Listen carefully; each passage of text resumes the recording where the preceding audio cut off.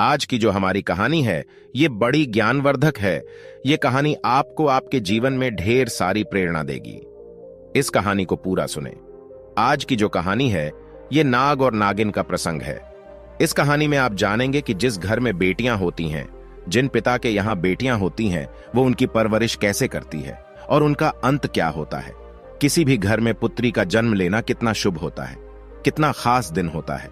जिस घर में जिस दिन पुत्री जन्म लेती है, शास्त्रों में ऐसा बताया गया है, जिस घर में पुत्री जन्म लेती है वो बड़ा भाग्यशाली होता है।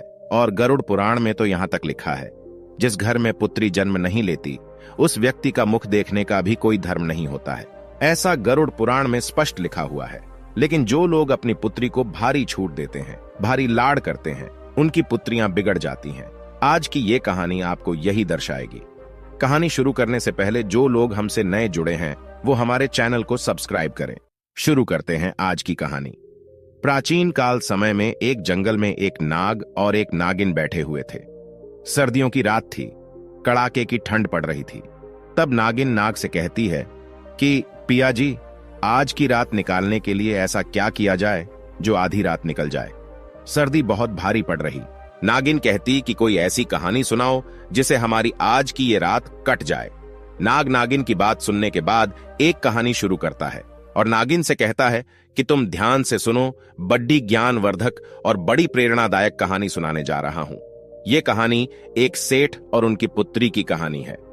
अब नागिन बड़े ध्यान से सुनती है और नाग कहानी शुरू करता है। जो लोग इस कहानी को सुन रहे हैं वो इस कहानी को पूरा सुने। नाग कहानी शुरू करता है कि एक नगर में एक सेठ रहता था।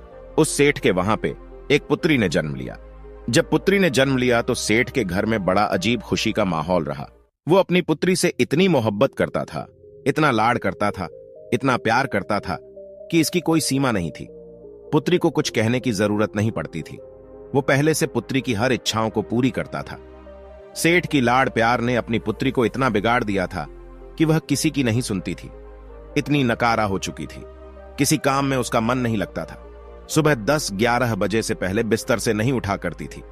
घर वाले यदि कुछ कहते तो उनको 10 बातें सुनाती थी। दिन भर जवान लड़कों के साथ इधर उधर घूमा करती थी। रात को 12 बजे घर पे आया करती थी। सेठ की लड़की इतनी नकारा हो चुकी थी कि बयान करना भी बड़ा मुश्किल होता है। सेठ की घरवाली सेठ से कहती कि तुमने इस लड़की को बिगाड़ दिया है, लेकिन सेठ अपनी पत्नी को यह कहकर के चुप करवा देता कि बच्ची है, सुधर जाएगी। अपनी बच्चियों से मोहब्बत करनी चाहिए, प्यार करना चाहिए, लाड़ करना चाहिए, उनकी हर जरूरत का ख्याल भी रखना चाहिए, लेकिन इतना भी लाड़ प्यार ना करो कि उसका जीवन ही बर्बाद हो जाए। वो सेठ बिल्कुल ऐसा अंधा हो गया था अपनी पुत्री के प्यार में कि उसको कुछ दिखाई नहीं देता, सिर्फ अपनी पुत्री ही दिखाई देती थी। वह भूल गया था कि मेरी पुत्री को एक दिन दूसरे घर भी जाना है। बहन बेटी जो होती है वह किसी घर में नहीं समाती, उसको दूसरे घर जाना ही पड़ता है। सेठ इस बात को भूल गया। सेठ अपनी पुत्री से इतनी मोहब्बत करता था कि उसको कभी डांटता भी नहीं था। यदि कोई दूसरा भी, यदि उसकी माँ, उसके भाई वगैरह भी डांट दे तो उनसे भी सेठ लड़ता था, मना करता था। वो यही कहता कि अभी बच्ची है, सुधर जाएगी। अपनी पुत्री को हमेशा अच्छे संस्कार देना चाहिए। हर माता पिता को अच्छी तरह से मालूम होता है कि उनकी पुत्री को एक दिन जवान होने के बाद दूसरे घर में जाना पड़ता है। पुत्री की हर गलती को माता पिता सहन कर सकते हैं, लेकिन ससुराल वाले कभी भी बर्दाश्त नहीं करते हैं। इसलिए पुत्री को अच्छे संस्कार दो। नाग नागिन से इस बात को कह रहा है और नागिन ध्यान से सुन रही है। नाग आगे कहता है कि अब सेठ की बच्ची जवान हो चुकी थी। अब सेठ को एक चिंता सताने लगी थी कि कोई अच्छा सा वर, अच्छा सा रिश्ता ढूंढ के और मेरी पुत्री की मैं शादी करूं। यह सपना हर माता पिता का होता है। जिस घर में लड़कियां जन्म लेती हैं, हर माता पिता का यह सपना होता है कि वो अपनी पुत्री की अच्छे घर में शादी करे और उसका अच्छा घर बस जाए। अब सेठ भी इसी चिंता को लेकर बड़ा दुखी रहने लगा। सेठ अपनी पुत्री के लिए अच्छे अच्छे रिश्ते ढूंढता, अच्छे रिश्तों की तलाश करता। अंततः उसको एक अच्छा रिश्ता मिल जाता है और सेठ अपनी पुत्री की शादी बड़ी धूमधाम से कर देता है। अच्छा सारा धन देकर के अपनी पुत्री को विदा करता है। जब उसकी पुत्री ससुराल में जाती है तो 10 दिन बाद ही अपने पिता को फोन कर देती है और पिता से कहती है कि पिताजी, इसी वक्त आप मुझे लेने के लिए आ जाइए। आपने मुझे कैसे नरक में डाल दिया है, मैं इस नरक में 1 मिनट भी नहीं रहना चाहती हूं। सेठ अपनी पुत्री की बात सुनने के बाद बड़ा चिंतित होता है, बड़ा दुखी होता सेठ सोचने लगता है कि रिश्ता तो मैंने बिल्कुल सही ढूंढा था, बिल्कुल काबिल लोग थे, लेकिन पुत्री कह रही है कि बिल्कुल नरक में डाल दिया है। ऐसा 10 दिन में ऐसी कौन सी आफत आ गई है जिसके कारण मेरी पुत्री ऐसा कह रही है। सेठ थोड़ा चिंतित होता है और अपनी पुत्री के ससुराल में पहुंच जाता है। यदि हमारी पुत्री के लक्षण ठीक होते हैं, हमारी पुत्री सही होती है और उसके संस्कार बिल्कुल सही होते हैं, तो पुत्री के ससुराल में पुत्री के पिता को बड़ा मान सम्मान दिया जाता है, उसको आदर दिया जाता है, उसका सम्मान किया जाता है। लेकिन जब वो सेठ अपनी पुत्री के ससुराल में पहुंचा तो उसको कोई मान सम्मान नहीं मिला। कोई उसे राम राम करने के लिए तैयार नहीं था, कोई उसको आदर देने के लिए तैयार नहीं था। फिर जब अपनी पुत्री के ससुराल में पहुंचता है तो सबसे पहले उसकी समधन मिलती है, यानी उसकी पुत्री की सास मिलती है। अपनी समधिन से जाकर कि वह राम राम करता है, जय श्री राम करता है, लेकिन वो भी मुंह फुला लेती है और कुछ जवाब नहीं देती है। सेठ फिर अपने समधि से मिलता है, समधि से जय श्री राम कहता है, नमस्कार करता है, लेकिन वो भी कोई जवाब नहीं देता है। उसके बाद सेठ अपनी पुत्री के जेठ से मिलता है, वो भी कोई जवाब नहीं देता है, यानी कोई भी उसको कोई मान सम्मान नहीं दे रहा था। अंत में सेठ अपने दामाद से मिलता है। सेठ का दामाद कहता कि अपनी पुत्री को ले जाओ, हमें इसकी जरूरत नहीं है। ऐसी बिगड़ी औलाद आपने पैदा की है, हमारे घर को नरक बना दिया है। इसको तुरंत इसी वक्त यहां से ले जाओ। जो तुमने दहेज वगैरह दिया है उसका बैठ के हिसाब कर लो, हमें इसकी जरूरत नहीं है। सेठ बड़ा दुखी होता है। उसके बाद सेठ अपने पुत्री के कमरे में जाता है और अपनी पुत्री से कहता है कि पुत्री क्या बात हो गई। सेठ की पुत्री अपने पिता से कहती है कि पिताजी, मुझे इस नर्क में नहीं रहना है। यदि आप मुझे जीवित देखना चाहते हैं तो इस नर्क से मुझे इसी वक्त यहां से ले चलो। पुत्री की इतनी बात सुनने के बाद सेठ अपनी पुत्री को साथ लेकर के और पुत्री के ससुराल के घर से बाहर निकल जाता है। लेकिन फिर भी सेठ की पुत्री के ससुराल वाले कोई भी जय राम जी की नहीं करता है। सेठ अपनी पुत्री को लेके और रस्ते रस्ते रवाना हो जाता है। रास्ते में सेठ अपनी पुत्री से पूछता है कि पुत्री, आप मुझे एक बात बताइए कि तुम्हारी सास कैसी है। सेठ की पुत्री कहती है कि पिताजी, उसकी बारे में तो पूछो ही मत, वो तो एकदम डायन है, उसने मेरा जीना हराम कर दिया है।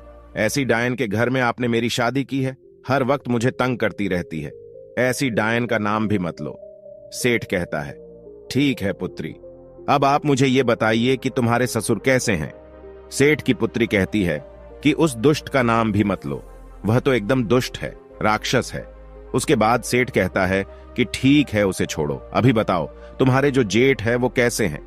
तो जेठ के बारे में भी सेठ की पुत्री कहती है कि जेठ तो बड़े जल्लाद है, उनकी तो बात ही मत करो, हर दिन मुझे परेशान करते रहते थे। उसके बाद पुत्री की बात सुनने के बाद सेठ फिर पूछते हैं कि तुम्हारी ननद कैसी है। वो तो ठीक होगी, वो तो तुमसे प्रेम करती होगी। सेठ की पुत्री जवाब देती है कि उन चुड़ैलों का नाम भी मत लो पिताश्री, वो तो बहुत ही बेकार है, उठ करके खाने वाली है। सेठ अपनी पुत्री की बात सुनने के बाद फिर पूछता कि ये बताइए कि तुम्हारे पति कैसे हैं, हमारे जमाई साहब कैसे हैं, वो तो तुमसे बेहद प्रेम करते होंगे। सेठ की पुत्री कहती है कि वो तो यमदूत है, पूरा यमराज है, उसका तुम नाम मत लो, बड़ा दुष्ट इंसान है, उसने तो मेरा जीना हराम कर दिया है, रात दिन मुझे मारता पीटता था, एक बात मेरी नहीं सुनता था। सेठ अपनी पुत्री की बात को सुनने के बाद अंत में सेठ पूछता है कि अभी ये बताइए कि तुम्हारे मोहल्ले वाले कैसे हैं। सेठ की पुत्री जवाब देती है कि पिताश्री, मोहल्ले वालों के बारे में भी कुछ ना पूछो, वो लुच्चे लफंगे बदमाश है, पूरा मोहल्ला खराब है। अब सेठ बड़ा दिमागधारी था, सेठ भी समझ गया था कि एक इंसान खराब हो सकता है, दो इंसान खराब हो सकते हैं। अरे हो सकता है मेरी पुत्री के ससुराल वाले खराब हो, लेकिन मोहल्ले वाले तो खराब नहीं हो सकते, इसलिए दोष मेरी पुत्री में है, मेरी पुत्री के ससुराल वालों में नहीं। सेठ इस बात को समझ जाता है कि सारा नतीजा मेरी लाड़ प्यार का है। यदि मैं अपनी पुत्री को इतना लाड़ प्यार नहीं करता, उसको अच्छे संस्कार देता, तो ये नौबत खड़ी नहीं होती। सेठ चुपचाप अपनी पुत्री को लेकर के अपने घर आ जाता है।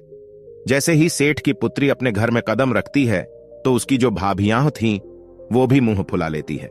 सेठ की पुत्री सोचने लगती है कि मेरी भाभी आज मुंह क्यों फुला रही है, हर रोज मेरे से बड़ा प्रेम किया करती थी, मीठी मीठी बातें करती थी, मगर आज मुझे देखकर मुंह फुला रही है। वो अपनी भाभी से जाके पूछती है कि ऐसी क्या बात है, तुमने मुझे देखकर मुंह क्यों फुला लिया। तो वह कहती है कि मुंह नहीं फुलाओ तो क्या करूं? तुम्हारी शादी कर दी, तुम्हें ससुराल भेजा था, लेकिन तू फिर से मेरी छाती पर मूंग दलने के लिए आ गई हो। इसलिए आज के बाद तुम मेरे से बात मत करना। उसकी भाभी उसको फटकार देती है। अब इतनी बात सुनने के बाद उससे उस घर में कोई बात नहीं करता, सिर्फ उसके पिता के सिवा सिर्फ उसका पिता ही उससे बात करता। अब वो धीरे धीरे बड़ी दुखी हो जाती है। धीरे धीरे उसकी आंखें खुलने लगती हैं। काफी समय निकलने के बाद कोई उससे बात नहीं करता। बड़ी दुखी रहती। वो जभी भी घर से बाहर निकलती तो उसकी सहेलियां उससे हर बार यही पूछती कि तुम अकेली कैसे आ गई हो, जीजा जी कहाँ हैं? कोई पड़ोसी मिलता तो वह भी इसी बात को पूछता कि तुम अकेली कैसे आ गई हो, तुम्हारे जमाई कहाँ हैं? ऐसे ताने सुन सुनकर वो बड़ी दुखी रहने लगी। मंदिर में जाती तो मंदिर में भी लोग इसी बात को पूछते। सभी मोहल्ले वालों की जबान पे यही बात रहती कि भला सेठ की पुत्री अकेली आ गई है, नई नई शादी की थी, हो सकता है इनका तलाक होने वाला है। सेठ को भी हर बार यही ताने सुनने पड़ते और सेठ की पुत्री को भी हर बार यही ताने सुनने पड़ते। इन्हीं तानों से सेठ की पुत्री बड़ी दुखी रहने लगी। अब उसको धीरे धीरे ये ज्ञान हो गया था कि सारी गलती की जड़ मैं हूं और मेरी गलती की वजह से आज मेरे पिता का सर भी नीचे झुक गया है। लेकिन अपने ससुराल में वो जाने के लिए तैयार नहीं थी। वो यही कहती थी कि पिताजी, इससे अच्छा तो ये होता कि मैं कुंवारी रह जाती। यदि आप मेरी शादी नहीं करते तो बहुत ही अच्छा होता। काफी समय निकलने के बाद सेठ अपनी पुत्री के कमरे में जाता है और अपनी पुत्री को देखता है तो वो बड़ी चिंतित, बड़ी दुखी दिखाई देती है। सेठ अपनी पुत्री के पास जाता है और कहता है कि पुत्री, क्या बात है, आज बड़ी दुखी दिखाई दे रही हो। सेठ की पुत्री कहती है कि पिताश्री, मैं बड़ी दुखी हूं। यदि आप मेरी शादी नहीं करते तो मैं बहुत सुख से रहती, लेकिन मेरी शादी करके आपने मुझे दुखों के सागर में ढकेल दिया है। अब मैं ऐसा क्या करूं? ससुराल वाले सभी नरक के समान हैं। ससुराल में जाऊंगी तो कैसे जाऊं? और जो मेरे परिवार वाले हैं, मेरे पीहर वाले हैं, कोई मुझसे बात नहीं करता। सिर्फ आपके मां भी बात नहीं करती, भौजाई भी बात नहीं करती, भाई बात नहीं करते, सभी मेरे से नफरत करने लगे हैं। मैं ऐसा क्या करूं? मैं करूं तो क्या करूं? उसका पिता अपनी पुत्री से कहता कि पुत्री, हमारे नगर में एक बहुत बड़े विद्वान पहुंचे हुए साधु आए हैं, एक संत आए हैं। तुम्हारी समस्या को लेकर मैं उनके पास गया था तो उन्होंने मुझे एक उपाय बताया है। यदि तुम इस उपाय को करती हो तो 6 महीने के अंदर तुम्हारे सभी ससुराल वाले तुम्हारी मुट्ठी में होंगे और तुम्हारे इशारे पर नाचेंगे। इतनी बात पिता की सुनकर वो लड़की बड़ी खुश होती है। कहती है, पिताश्री, 6 महीने में मेरी मुट्ठी में आ जाएंगे। बोले, हाँ, 6 महीने में तुम्हारी मुट्ठी में आ जाएंगे। तो कहती हैं कि पिताश्री, वो उपाय मुझे जल्दी से बताइए। मैं उपाय को जरूर करूंगी। उस लड़की का पिता अपनी पुत्री को उपाय बताता है और कहता है कि 6 महीने तक एक मंत्र का जाप करना है और तपस्या करनी है। यदि तुम इस कार्य को करती हो तो मात्र 6 महीने में तुम्हारे सभी ससुराल वाले, तुम्हारे पति, तुम्हारे जेठ, तुम्हारे ससुर, तुम्हारी सास, सभी तुम्हारी मुट्ठी में होंगे और तुम्हारे इशारे पर नाचेंगे। जैसा तुम कहोगी वैसा ही होगा। तुम उस घर की रानी बन जाओगी, तुम उस घर की मालकिन बन जाओगी। पुत्री बड्ढी खुश होती है, लेकिन कहती कि पिताजी, ये तंत्र मंत्र वाला काम मेरे से नहीं होता है, कोई सादा सुगम रास्ता मेरे को बताइए। सेठ फिर कहता कि ठीक है पुत्री, यदि तुम मंत्र का जाप नहीं कर सकती तो मंत्र का जाप मैं करूंगा, तुम सिर्फ साधना कर लेना। पुत्री कहती कि साधना कैसे की जाती है? सेठ बताता है कि साधना आपको इस तरीके से करनी है, तुम्हें 6 महीने तक बिल्कुल मौन रहना है। तुमसे कोई भी कुछ कहे बिल्कुल जवाब नहीं देना है, हर इंसान की बात को सुननी है, हर इंसान के पैर को छूना है, यही साधना होती है। सेठ की पुत्री कहती कि पिताश्री, मात्र 6 महीने में हो जाएगा ना, इससे ज्यादा मेरे से नहीं हो पाएगा। लेकिन सेठ कहता है कि हाँ, बिल्कुल 6 महीने में हो जाएगा। सेठ की पुत्री तैयार हो जाती है। सेठ अपनी पुत्री को लेके फिर से पुत्री के ससुराल में जाता है। जैसे सेठ पुत्री के ससुराल में जाता है तो सामने उसे अपनी पुत्री की सास नजर आती है। वो उसे बुरी तरह फटकारती है, कहती है कि तुम पहले आए थे तभी मना कर दिया था कि तुम्हारी पुत्री की हमें जरूरत नहीं है, इसे वापस ले जाओ। ऐसी बिगड़ी हुई औलाद आपने पैदा की है, इसकी हमें जरूरत नहीं है। उसको बुरी तरह फटकारती है। कोई रामा श्यामा नहीं, कोई आदर भाव नहीं, कोई मान सम्मान नहीं। अपनी सास की ऐसी हरकतों को देखकर उस सेठ की लड़की भारी गुस्सा करती है।